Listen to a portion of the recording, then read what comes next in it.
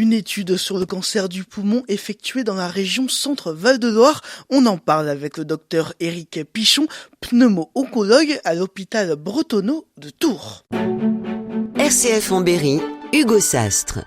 Docteur Éric Pichon, que dit cette étude ? Ce qu'il en ressort, c'est d'une part des disparités entre les perceptions régionales et nationales, et puis peut-être la mauvaise connaissance des Français, et en tout cas des habitants de la région centre, de cette pathologie, des progrès qui ont pu être faits dans cette pathologie, du circuit patient qui peut exister, et une différence entre ce que les médecins à la fois traitants et les médecins spécialistes que nous sommes, on perçoit de l'organisation du parcours de soins, et ce qu'en ressent la population en région centre. Peu d'habitants de la région s'estiment finalement peu informés des symptômes de ce cancer. Pour quelles raisons ? D'une part, c'est un cancer qui fait peut-être peur, puisque on voit qu'il est situé en deuxième position derrière le cancer du cerveau en termes d'impact négatif que ça peut avoir auprès de la population. Et donc, par ce fait, quand on a peur de quelque chose, on s'y intéresse pas trop et on joue peut-être un peu la politique de l'autruche. Et nous, ce que l'on voit très fréquemment, c'est des patients qui ont des symptômes qui évoluent depuis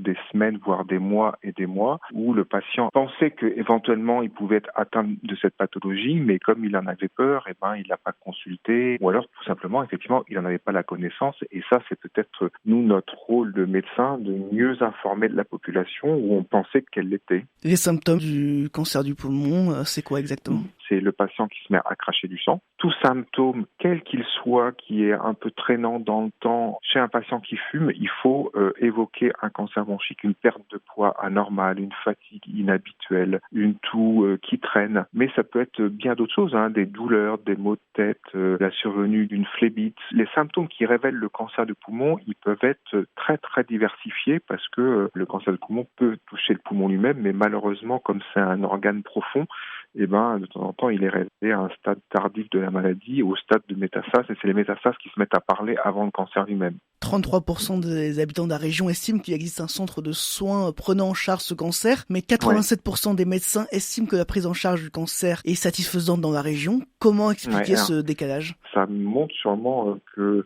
l'organisation qu'on a mis en place et qui est mise en place, elle est perfectible. Je lisais que les patients avaient l'impression qu'il y avait des délais de prise en charge entre l'appel et le rendez-vous qui étaient très prolongés, qui ne répondaient pas à leurs attentes. Or, nous, on apprenait sur un numéro unique sur lequel le patient peut appeler pour avoir une consultation spécialisée dans la semaine.